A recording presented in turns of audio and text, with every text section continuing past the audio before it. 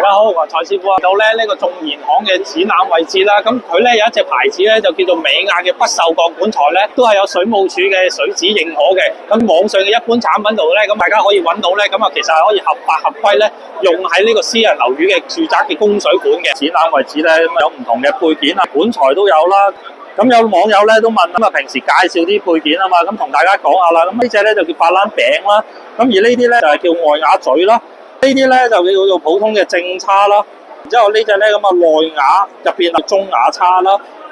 咁而呢啲咧中間咧係細隻啲嘅，咁呢隻咧叫做中小叉啦，咁而呢隻咧就叫做外瓦中叉啦，而側邊呢啲咧就叫做曲內瓦曲，咁啊呢啲咧正曲90度曲啦，咁佢呢度咧都有啲卡壓機啦，咁做一個接駁啦，咁我見到佢台面咧。亦都有咧一啲完成品啦，咁大家見到啦，卡壓完咧，佢有6角嘅位置咧係凹陷咗嘅，代表咗呢個咧係接駁完成嘅。